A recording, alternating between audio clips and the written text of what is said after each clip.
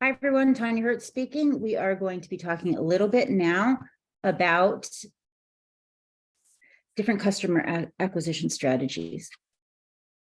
So customer acquisition are rather activities and actions a company takes to gain new customers. A successful customer acquisition strategy helps you win new business, retain loyal customers, and improve profitability. Customers are the lifeblood of any business. All startup businesses need a strategy to continually bring new customers in and retain loyal customers. So basically, customer acquisition involves three factors of growth: get, keep, grow. Get, keep, and grow. So there are different strategies for each of those factors, and you'll constantly evolve your customer acquisition strategies, taking into account all of the different marketing tools and strategies that we spoke about last week. So in the get phase is you marketing your products or services through lots of different channels, and you're in the process of actually acquiring those new customers so that you can get that business. Again, we went over in depth different marketing channels, including social media marketing channels in the lectures last week. So the keep phase is how many customers that the business can actually retain. And it depends on the value that's provided to the customers. So the average churn rate of customers is between 5 to 7%. So to keep customers, you need to treat them well. You need to give them something new. You need to continuously impress them. You need to engage with them regularly. Consistency is key on social media. You need to show them that you care about them, that they're valuable to you by giving them incentives, by doing philanthropy, giveaways, and of course, quality products and excellent customer service are vitally important to keeping customers. And then to grow, you need happy customers. So happy customers help you grow the business. They help you upsell, cross-sell. They're what make referrals possible. They're what makes word of mouth possible. Market expansion. So there's different strategies for customer acquisition. There's expansion, penetration, new channels, new markets, referrals. So market expansion first. Market expansion is you selling to an additional target market. So that's not selling more products to the same target market, that's selling to additional target markets. And remember how we defined one particular target market through segmentation. So there's information here if you want to go back and do that again, how you can identify and segment your different target markets. And you want to identify each market separately if that target market would be advertised to differently. So if they behave different, if they shop different, if you would reach them different or make different ad campaigns for them, they're a different target market. Market penetration is the number of current customers within one particular target market. So that's selling more, penetrating that one target market more. So it's additional marketing, more assertive sales tactics, different sales techniques to penetrate more deeply into an existing customer base. So you can explore new channels for market penetration. So remember market channels, the different types of marketing channels, and we'll look at some on the next slide, but we also talked about them last week. And then referrals are golden, are key, are wonderful. It tells you that you're doing a good job and that you have happy customers, because happy customers refer, and discounts and loyalty rewards to existing customers can help you to get referrals for new customers. So we talked about different channels before, but here are again some different customer acquisition channels. Your website is a sales channel. This includes intermediary platforms. So those are third-party platforms like a separate Shopify, like a Etsy, like any third-party separate website, separate platform that is selling your products or services. And for your customer acquisition channel, for your website channel, you need to always keep in mind your SEO. right? You need to remember that SEO, search engine optimization, only works with the written word, not pictures or videos. But pictures or videos are the best for SEO because every single word that you say in a video, every closed caption that's in there is a searchable keyword that helps you optimize your page for Google. The social media channels that you the main social media channels, again, go back to the marketing slides and videos that we did before, but Instagram, Pinterest, these are the visually attractive posts. These are short videos. TikTok is also very short videos.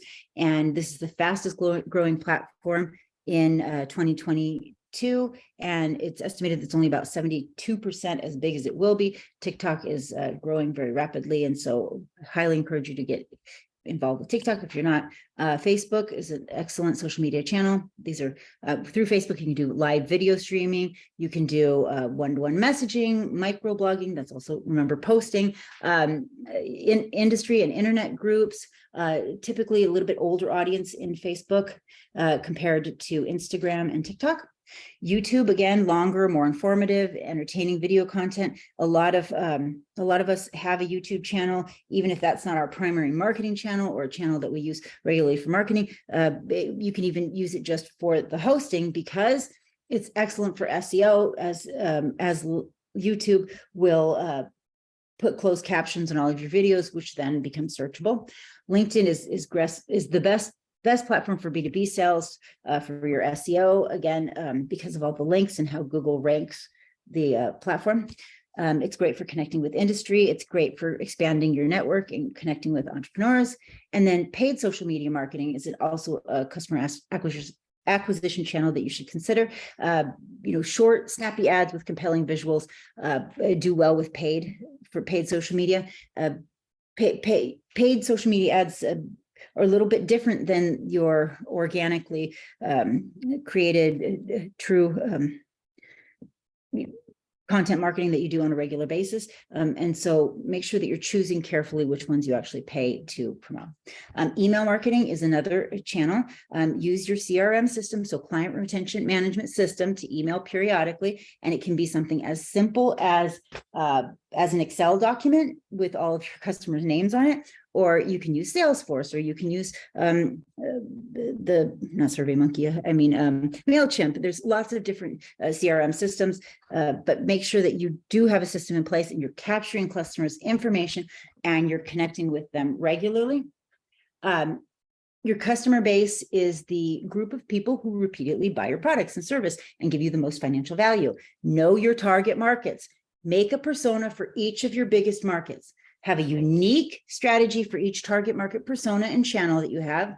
Expand your menu or your options. Try adding vegan options or more variety, but be careful not to expand too much. Remember that customers, they value familiarity. They're people, we know through a lot of research on psychology that people tend to be happier with actually less choices rather than more. So while people do want to novel, and they want to be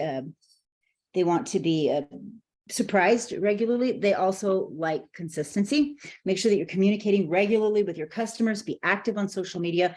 Find that sweet spot with email and social media posting. It's going to be different for different platforms and different methods. Make sure that you stay on people's radar by creating posts, replying to comments, interacting with your customers online.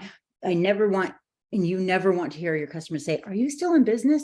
If somebody says that to you, you've been doing a bad job with your social media marketing, your marketing in general. But at the same time, you don't want them to say, "Oh gosh, leave me alone. I'm going to disconnect because I don't want to hear so much from them," right? So measure and improve your strategy. Know how you're doing. Always track your KPIs, your key performance indicators, so you know where you're doing well and where you need to improve. Create and use content marketing like blog posts, guides, video posts, etc. Blog posts or video blogs are an excellent way to become an industry expert, to get lots of publicity or free media, free marketing. I give detailed instructions on how to create a podcast here if you want to do that for your business. So for your website, I just want to give you some basics about creating that website, and so that you can get your website up and running and start using it. all of you must have a website. If you have a business in 2022, you must have a website. You don't need a fancy website. You don't need something particularly, amazing. You don't need to necessarily even have a way for people to buy things directly from you on your website. That's not necessarily what you need, but you do need a website. If you do want a website where people are going to be buying things on it, then I recommend that you use a website builder. So there's two different ways that you can create a website. You can either design it using WordPress. Well, there's more ways than this, but the two main ways. You can either design it using WordPress, or you can design it using a website builder. And this is the best option for low-tech people, for beginners, for people who are going to be selling things on their website and don't know how to write a lot of code, right? I really don't recommend that you design your own website, either not with a designer or yourself on WordPress until you have a little bit of experience under your belt. So website builders are simple, easy, cheap. They're best for novices. They're cheapest. They're the cheapest options. You're going to spend $500,000 if you design or have somebody design your site on WordPress. If you just use one of these web builders, you can get it pretty darn cheap. I'll give you the prices in the next slide. The 4 most popular website builders. I put the links to all of these builders: Wix, Squarespace, GoDaddy, and Shopify. And I attached an article explaining the basics of how to design and build your own website using these 4 website builders. And then there's also instructions if you want to get a little bit more detail and actually use the Google Sites. So I gave you the basics on each of the 4 main web builders. Wix is the easiest to use. It's about $16 a month, but right now there's a sale, and there's often there's sales. It's $8 a month during the month of November 2022. So always look for sales. It's $27 a month if you have an e-commerce option. So remember when I was saying, like, you can e-commerce can be a couple different ways. It can either be a third-party intermediary, or e-commerce can be built, integrated into your site. So if you want to sell something directly on your site, you need the e-commerce site, and Wix has one for $27 a month. This is good for smaller stores, right? Squarespace and GoDaddy are also better for smaller stores. If you want something that's really complicated for an e-commerce site, then you're going to want to use Shopify. Like if you had multiple sellers on one website, so like maybe 5 or 6 different restaurants selling on one, selling their menu items on one website, you couldn't do that easily with the first 3 options. You'd have to use Shopify. Squarespace has the best design templates. It's also about $16 a month. Again, I found sales right now for $8 a month. Same price for the e-commerce site. GoDaddy is the cheapest of all 3 of them. It is $9.99 a month. And that includes the the web hosting, right? And the design and the web hosting. Their e-commerce site is only $16 a month for the e-commerce site. Now, so just to touch on these again, Wix is the easiest, Squarespace is the prettiest, the best design, GoDaddy is the cheapest, Shopify is the best for selling. So if you want to sell, and selling is a huge part of your business model, so you want to do a lot of internet sales, then I recommend using Shopify. Okay, so you can integrate e-commerce into your existing website platform if you already have a website designed and built using platforms like either Stripe or Shopify. Again, this is what they charge for that online sales for anything somebody buys online, 2.9% plus 30 cents per transaction. Here's an article I attached that tells you how to start an e-commerce website or add an e-commerce website to your website. So I'm going to stop right here, and now I'm going to then go into the not your own websites, but the intermediaries' websites, so third-party platforms. So I'm going to end this video right here. And I'll come back and talk to you about those third-party platforms.